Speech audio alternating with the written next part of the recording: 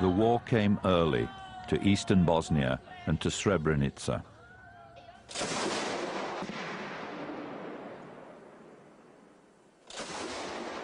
Only 10 miles from the border with Serbia, the town was a coveted target for Serb nationalists dreaming of creating a greater Serbia.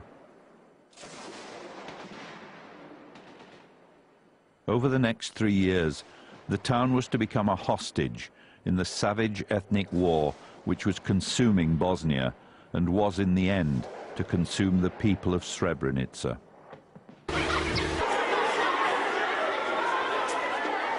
Momci, pravac, bratunac, snijava!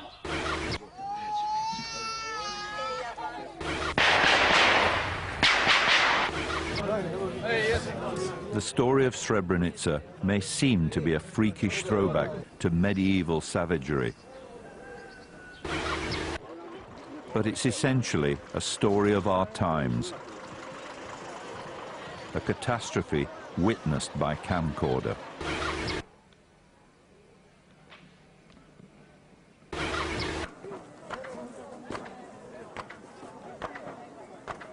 A British reporter finds his way through the surrounding Serb forces to reach Srebrenica. His camera records the desperate situation of 60,000 Muslim refugees trapped in the town. There was no food, nothing worked at all. There were no shops, there was no electricity, there was no water, so slowly we realized that we were going to have big problems with food, especially. And by the end of '92, the beginning of '93, people almost, they starved to death, and my family was in terrible situation. Imala sam jednu sobu, kupatilo i hodnik, prođi. 60 nas bilo tu u stanu, u kući tu jedno. I sve to jedna WC, sve jedna. Loše, skroz loše, eto. Nikako, ali bilo mi opet dobro. Sad toš, haj preživit ćeš, haj vraćaš se kući, nikad.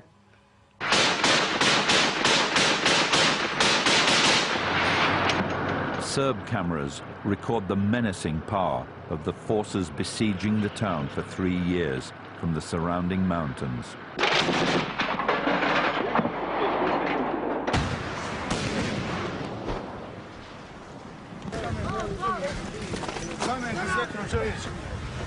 Šta je bude, isporaj?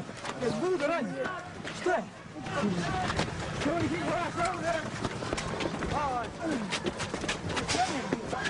There were these bombardments all the day, and even bombardments were not so terrible as the fact that Serb troops and Chetniks, as we call them, were so near the place that you could expect any time of day or night that they, break through the defense lines and come and kill you, with a knife. That's what we were afraid of.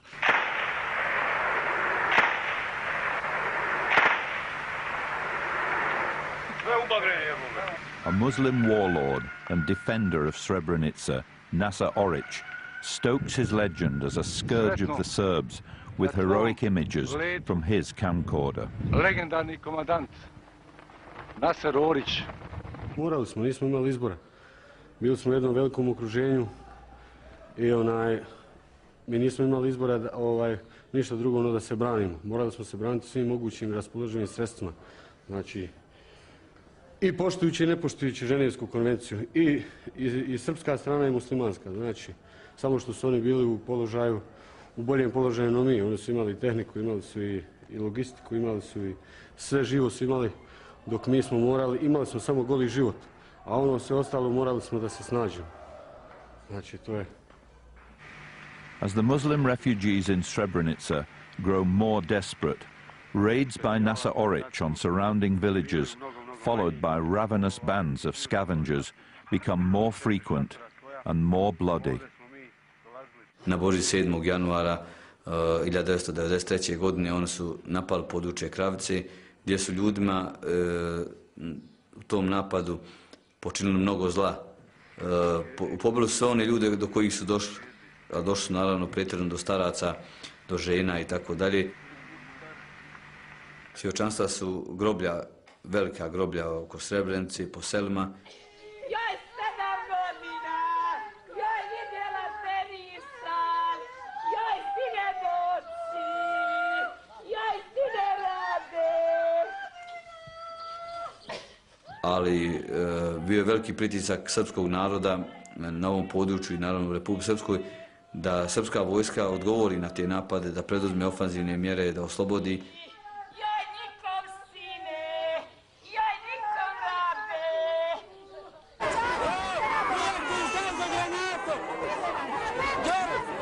A camera is there to record the dramatic arrival in Srebrenica of UN commander General Philippe Morillon and his promise of rescue.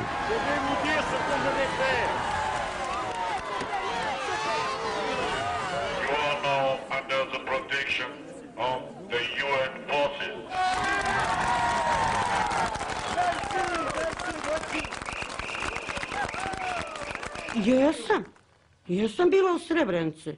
I kad je rekao da je zaštićena zona, da nama neće ništa faliti, da se budemo u bezbednosti, da skromno spavam, pa jesam bila u Srebrenici, gledala ja Marijuna. Jesam ja bila i moja djeca i moj čovjek, svi mi bili smo mi u Srebrenici. Da je zaštićena zona, da nam neće ništa, mislim, smetati, pa mi bili.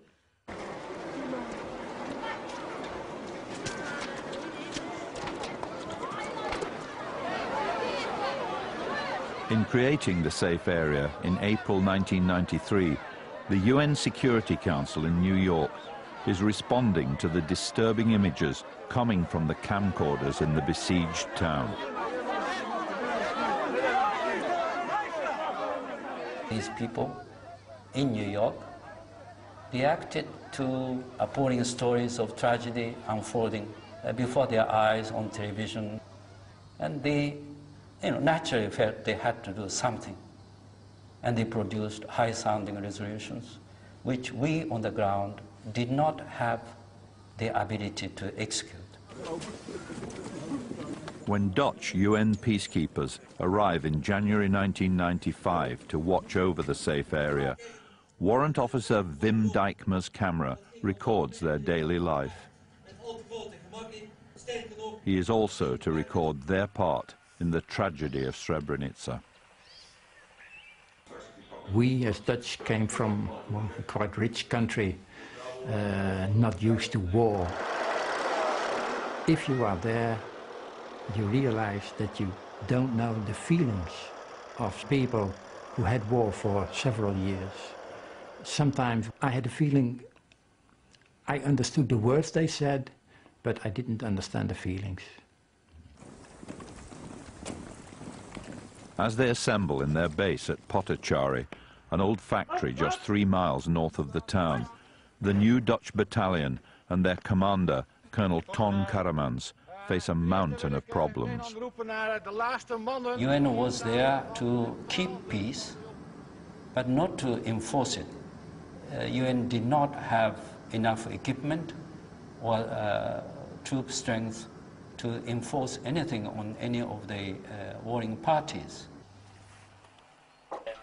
In the spring of 1995, the Serbs tightened their stranglehold, cutting off convoys to the safe area.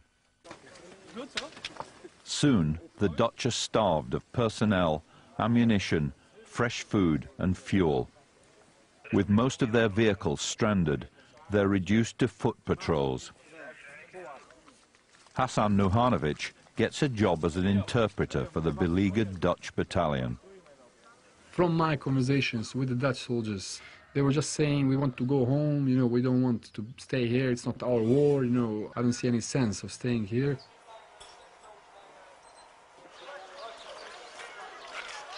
In early July 1995, Wim Dijkma's camera records the refugees besieged in Srebrenica by the surrounding Bosnian Serb army.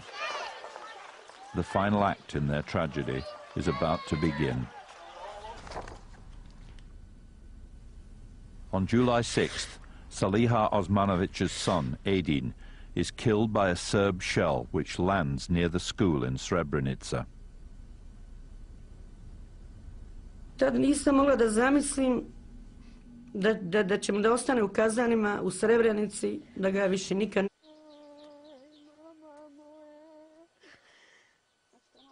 Her personal anguish is a prologue to the nightmare which is to engulf Srebrenica over the next 9 days.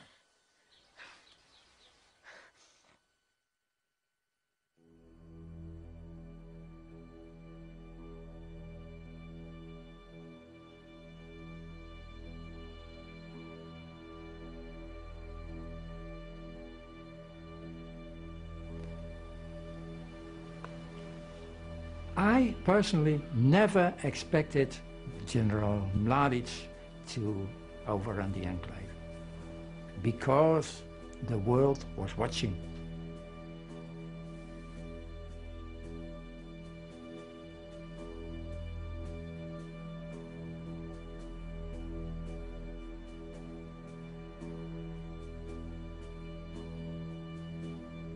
It was first a little bit foggy, and after the fog went away, the shelling started over again.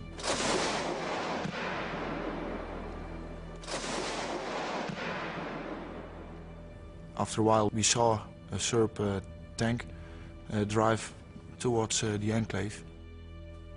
After that, the Serb soldiers came to the observation post. So they entered the enclave. You can only guess what's going to happen to you. You don't know for sure.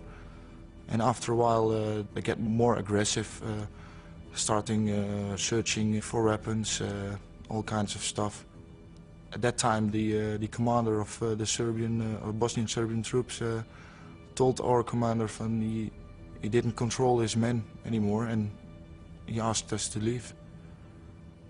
That was the most important defensive position, because after that hill, you just walk down the slope to the town. So after that moment, people were very worried that the Serbs could just come down the hill to the town. There was no way to stop them.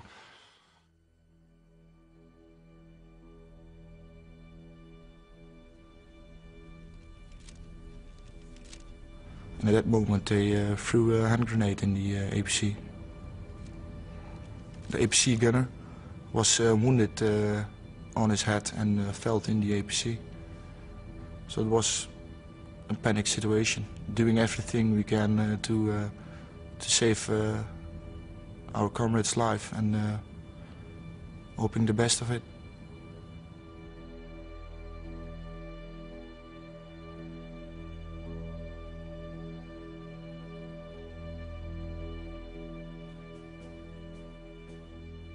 We always thought the Serbs would do that, but in my mind never occurred that the Muslims would kill one of us. So that was quite a shock for us, and I know it's wrong and everybody knows it's wrong, but you blame a big part of the population for it.